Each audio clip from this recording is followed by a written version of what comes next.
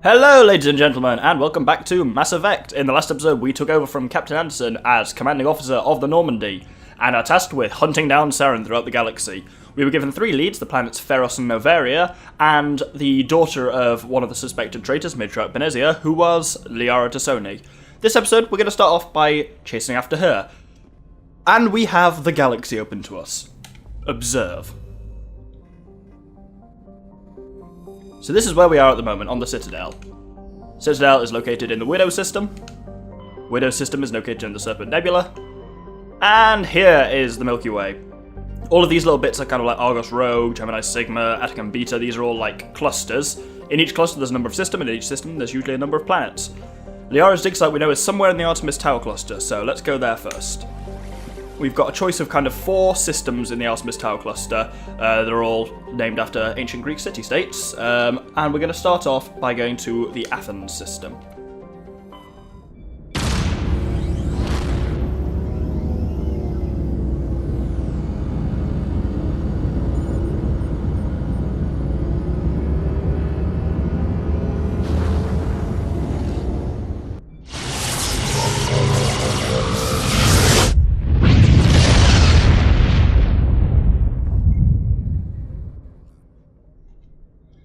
So now we're at the point where you can start to see Mass Effect really coming into its own, because basically there's all these planets and stuff. There's basically, as I mentioned, there's the 3 planets you actually have to do, which is basically Liara's planet and then Theros and Novaria. But there's loads of stuff to do. There's loads of stuff to gather and stuff like that, so let's start by examining this planet, Circe.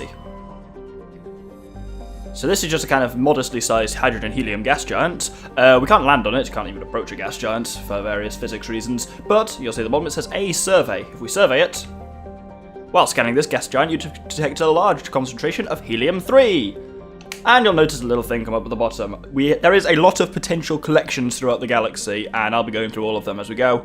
Rare minerals is one of them. There's 4 types. There's gases, heavy metals, light metals, and rare earth metals, and I meant to press X instead of B. Good one there, Doctor. If you press X to zoom out, B just automatically quits the whole galaxy map. Useful, but not if you press the wrong button. There's another one that we can scan in here. This is Proteus, and if we scan Proteus, this is an actual like world. Apparently, it's like a kind of watery looking world that's, again, you can't land on, but if you scan it, Proteus has a large amount of free oxygen. In order to get kind of the achievements for, well, the kind of complete the quest UNC, valuable minerals that is, you only need to scan 1 example of each material, mineral even, of which I think there's 20 something. You'll see at the bottom. You don't need to scan 1 example of each, but I'm going to be scanning every example of each just so you kind of know where they are. Finally, in this system there is Pharos over here, which we're also able to scan. You can't scan every planet, but I know which ones you can scan, so yay. This one, if we scan it, we get something different. Scans of the planet Pharos revealed an abandoned base on its moon. The recon team found nothing of interest, but much of the debris was marked with the Magna colony insignia. Another collection you can have is the Turian insignia, so you're going to need to find 1 example of the insignia of each of the ancient Turian colonies that are kind of scattered throughout the stars. There's a lot of stuff like that where it kind of describes what happened rather than actually making it a mission, which I guess they did just to kind of not have to put a load of missions in. You kind of get ones that are described by text like that.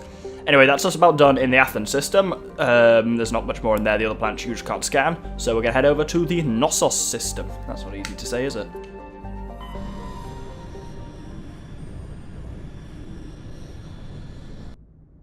You get that cool little loading thing in between them, which I'm going to show that one time, but for the rest of it, I'll just skip through that, because that is just a loading screen. I just think it looks quite cool. If we come down to this side, the planets are always in the same position, in each one they never move. If we go first to Arcanes, or Arcanes, not sure how you pronounce that, another gas giant, we scan it, and this time we get a large concentration of nitrogen. I don't think we found any nitrogen so far, we only found helium. And then, what else can we do here? We can, oh, here's something cool. So, see these kind of like asteroid belts? Sometimes, wait for it. Oh, I know it's on here somewhere. There we go, I knew it was somewhere. Unknown. If you press Y, you have to scan it, it reveals that it's a carbonaceous asteroid. Asteroids are never visible immediately, like interesting asteroids are never visible immediately. You have to find them like that and scan them first. Then you zoom in and survey it. This is a kind of, carbon-rich asteroid. There's 2 types, carbonaceous and metallic. But they're richer in iron or carbon, like in the real world. If you scan that, Scans of the asteroid field in the Knossos system revealed some strange readings. Upon closer inspection, Navigator Presley discovered the remains of an abandoned Solarian fighter. The only thing of interest on board was a League of One medallion. And that's another collection for the Locate Signs of Battle mission. Basically, for that there's 4 Solarian ID tags you need to collect and 10 Signs of Battle, which are League of One medallions. The League of One was basically a kind of Solarian secret society that was essentially...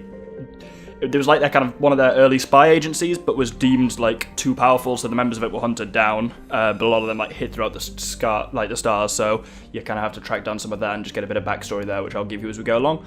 In the inner field, as you can see, there's a metallic asteroid here, and if we scan that, we have several deposits of platinum. So that's a kind of heavy metal for our collection. And then, the rest of the planets in here don't have anything on it, except this one. Therum. Therum is a distant but rich industrial world claimed by the Human Systems Alliance. Its plentiful heavy metals have fueled the recent manufacturing boom on Earth. Core samples rich with the fossils of simple silicon-based organisms indicate Therum was once more habitable in the past than it is at present. Perhaps this explains the many Prothean ruins dotting the surface, most of which have been looted by mining corporations. General thing, if you've got this much description and a picture for a planet, it means, if you notice in the bottom left, it says A for land instead of survey, so we can actually land on this planet, so let's do that. So we get to choose our squad because we're actually going onto the surface, so I'm going to take Rex and Tally for reasons I'll explain once we're on the surface.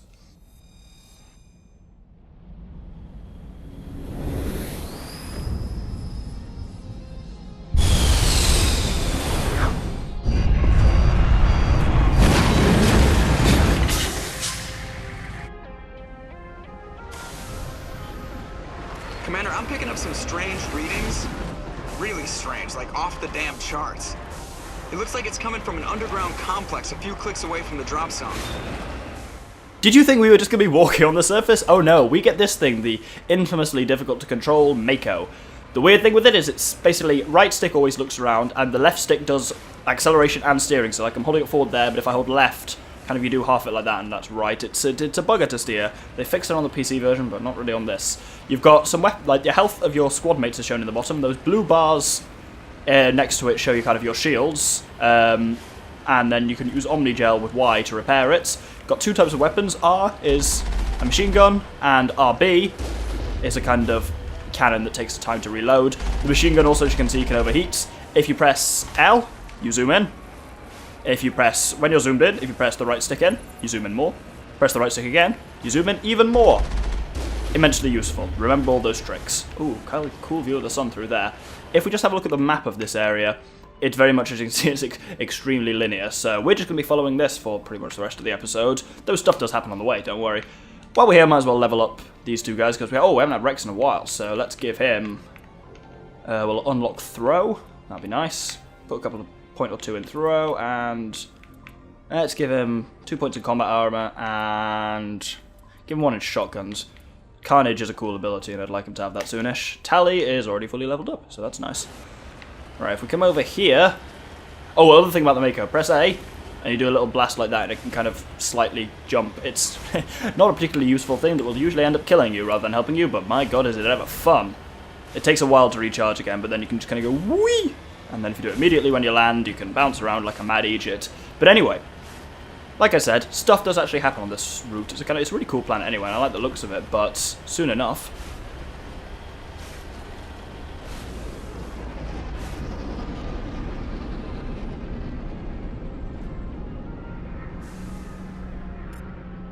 That thing is a Geth dropship, and I freaking love the look of them. They look like space wasps or something.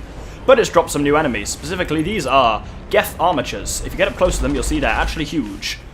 And these are a bitch to fight on foot, but you can just fight them entirely from the Mako. Also, if you ram into them like this, they just fall over, and they take ages to get back up, so that's a kind of a nice little trick. If you're, as you can see like there, if you're too close to something, you don't actually hit it properly. The only weapons that armatures have are these really, like... Oh my god, I'm just completely missing it. There we go. They have these really, like, slow-moving projectiles they shoot that are well easy to dodge, like that. They've got a lot of shields, but, like, basically the... Oh, why is this all missing? Oh, this thing's such a bugger to drive. When you're facing the camera like that, like, actually just turning around can be an absolute nightmare. Let's zoom in a little bit. What the... There we go. Take down the shields with the machine gun, I'd advise, and then once the shields are down, give them a good wallop with the main gun and they'll disappear. Also... they give you a ton of stuff. Like, everyone you defeat will give you some kind of, like, weapon or armor upgrade, which is pretty neat. And a lot of experience. There's a little trick to get more experience out of that, but I'll talk about that a bit more later. Well, now I can talk about that now, basically.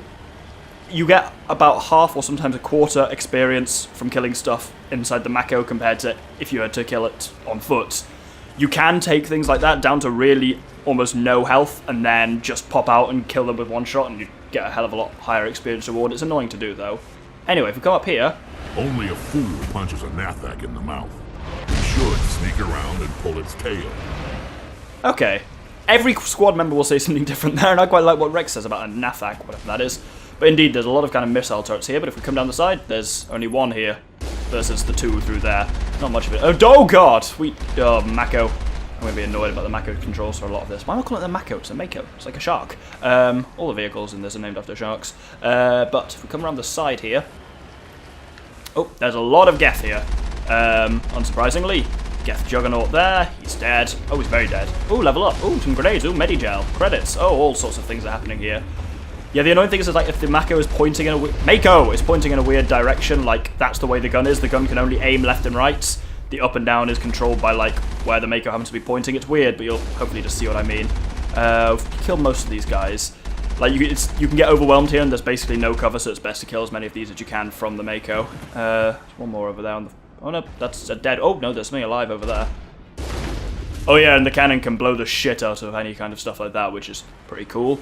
If we'll leave the Mako, hold B to leave the Mako. Have I got, yeah, I've got a sniper rifle up. You can basically explore these kind of buildings, and I think there's a Geth in this one. Yeah, there is. You can see him there on the radar. Rex, actually, I think Rex will be better on assault rifles at the moment. Just because there's a bit of open stuff ahead, whereas Telly will keep on shotguns because otherwise it's just pistols. Yeah, there's a Geth rocket trooper here. They shoot rockets at you, unsurprisingly. Kill them first, because their rockets can be brutal, especially in this kind of like close quarters that we're in at the moment. Override this, and you get... Oh, ooh, that's a nice sniper, actually. Ooh, I'll upgrade that a bit later. Weirdly enough, if you press A on this, you open the gate we already snuck around that's got these heavy turrets on it. And basically you can kill these for ridiculous amounts of experience, because it's like I was saying, you do it on foot and you get a lot of experience. You might die, there is a very real risk of death, but it's actually pretty much worth it. I am gonna be arrogant and try it. I've got a sniper rifle, I can just hide behind stuff. Let's crouch here, and whoosh, and dodge out the way. Oh, Tally's dead already, nice one. Yeah, if a squad mate dies, they'll be basically not reincarnated, but like resurrected once you're just out of combat. I should try and get a bit closer so I can use a power on one of these. Let's use... There's a rocket coming towards me. Let's use overload on that one. Oh, that didn't do much, did it? Assassinate it. Yeah, you can assassinate a gun turret. Didn't do much. I'm dead. Now we get to see what a death looks like, ladies and gentlemen, and what happens after them. Basically, you can press X to load any save you've got, or press A and it will load you at the last kind of autosave it did. Please say I've got autosave enabled. I don't want to have to do this whole episode again from the beginning. Please. Oh, you're kidding me, right? Okay, that's great. That's great! Now, seriously, what the hell? So I had to restart and do all that again, and I appear to have a Geth armature stuck on the front of the Mako. It won't come off! Get the hell away. Oh my god, this is bloody ridiculous. Let's see if I can dislodge it with a grenade. Nope, it's gonna get annoying. Oh. Okay. That's weird, but I'll accept it. There's some crazy shit going on here. Oh well. Bye-bye. So I've now made sure that autosave is very much enabled, because I don't want to have to do the whole episode again off screen. That was extremely annoying. Oh, this rocket trooper's still here. I forgot about him. Thought I was on a pistol as well. Apparently I'm not. Let's hope I still get that nice sniper that I got last time that didn't save. I have autosave on now, I'm very, very sure. Oh, I get heavy armor and an Omni tool and a slightly less good sniper. Oh well, I'll go for that. I really shouldn't do this again, should I? You know what, I'm going to do it and then fight him in the Mako. No, that's not really any advantage to that. I might weaken him in the Mako and then take him out manually. Yeah, that'll work. That's probably a good idea. This will be a nice interesting time now to talk about mapping powers. As you can see, you have the opportunity to map them by pressing X there, so I'm going to map Assassination. And that basically means that instead of pressing and holding like and selecting a power from the power wheel, if you just tap the power button, it will automatically activate whichever one you've got mapped. So like I just did it then, and it automatically put me into like assassination mode. I might just take these out from over here. I've got a little bit of cover at least. I mean, you get stuff like, including you get like experience, which is always nice, and sometimes you get like inventory rewards for defeating them, so it is worth it. And when you're in the Mako, very little can actually hurt you. Individual threats aren't really threats in the Mako. It's the only real danger in the Mako is when you like get properly surrounded. But see, we've got 135 experience for killing on foot compared to like the 40 or something. 40 or something we got for killing it in the Mako. And if we come over here, one of these sides opened it. Cannot remember which one it is. I think it's the left side. Switch my pistol in here just because snipers, not the best thing in small buildings. Yeah, it is this one. Weapons locker there and a shock trooper there. Guess shock troopers have an annoying ability to put up shields and they're just mildly irritating opponents, but you can see why I was talking as well. Oh, bollocks. Well, this will be a nice chance to talk about Omnigel. You can either sell stuff you don't want or you can grind it down to Omnigel. You can use Omnigel to override stuff that you failed the decryption on, like there. How embarrassing for me. Let's open up this gate, and now we can kind of move on. Yeah, I just wasn't really thinking and I did the description, but wrong. But it's always worth having a squad mate who can do decryption, because obviously if you don't, then you can't even open any of them. And like even if you don't need the materials in them, you can either turn them into Omnigel or sell them. Very useful to just gather stuff. Now that's pretty much the only stop from a while now, so we generally just kind of move along fighting as we go for the rest of Therum. We're probably about halfway there. Seems some more armatures have been dropped in our path. Let's hope these ones don't get stuck in my damn grill again. That was extremely bizarre. I've never seen that happen before, and I expect I probably won't see it happen again. But if we... Right, there's another one over there. The zoom, and especially like the super zoom here, is ridiculously useful for taking out these from a distance. Hope you don't get motion sickness, viewer, because, yeah, that was a bit of a intense thing there. I thought I got stuck on my damn grill again. As you can see, it always says an inventory thing with Mish there, which means you've always got some kind of upgrade for it. There's some stuff I really want from them that I'm hoping I've got by now. And like even when you can't see their health and stuff like that, you can still you are still doing damage to them. Obviously the pistol, like the main guns on this are less accurate from a distance. But oh no! If you go in that lava, you instantly die. Glad we don't have to experience that. Just take my word for it, viewer, it happens. I'm not going to demonstrate it because I don't trust the autosave now. I'm ridiculously paranoid. And my controller's running out of batteries, that's great. Oh, and the camera's gone up the arse of my own vehicle. It's not been a good episode for me. Everything that can feasibly go wrong has proceeded to do so. Let's ram him. I really shouldn't be ramming these guys. I've seen exactly how badly wrong that can go firsthand. Yeah, if you're too close to something, you just can't aim at it properly, and it's mildly annoying. Oh, I'm going to kill this guy on foot. Yeah! You get more inventory rewards for that as well as kind of the extra experience. Now, up ahead, we see something really interesting. Well, not really interesting, but different. So we fought a couple of Geth armatures so far, but this fucker that just hit me right in the face is the Big Daddy. That, you can just see it in the distance, is actually a Geth Colossus. Basically an armature, but twice the size and twice the firepower, and twice the shields. This one I would really, unless you've got some strong reason for not doing it, I would recommend doing the tactic here where you weaken this one in the Mako and then take it out on foot, because you get so much experience for doing it. Let's ram it quickly. Let's ram it, really weaken it, and then we'll ram it once more. Having powers like Overload that we have means we should just be able to kill it. Hey, and one!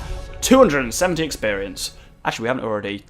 We've got 2 levels up to do, actually, because we got one earlier, just when we went into that first compound. What am I going to give myself? Ooh, tactical armor's nice. Medium armor is nice to have. Give myself some ability for medium armor.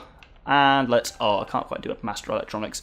In fairness, we haven't even needed electronics yet, but I like to have it there, because I think Tally's already got full description, so between me and Tally... Oh, no, she hasn't yet. Well, she's got full decryption now. So between me and Tally, we can then open everything, which would be awesome. Let's give her shotgun. So now she's got Carnage, which is just kind of super powerful shotgun blast. Let's give Rex 2 in combat armor and 2 in throw, because we haven't got throw yet. Throw's awesome. Just literally, it's exactly what you'd expect. You just chuck them around like a sack of potatoes. That's a lie. Sacks of potatoes would be really hard to throw around. Warp's easy. As you can see now, we're kind of like fizzy, because we got hit by, I think, the splash damage from my own overload. And you can see if you look in the bottom left, one of our wheels is glowing red. That means we've actually taken some actual damage.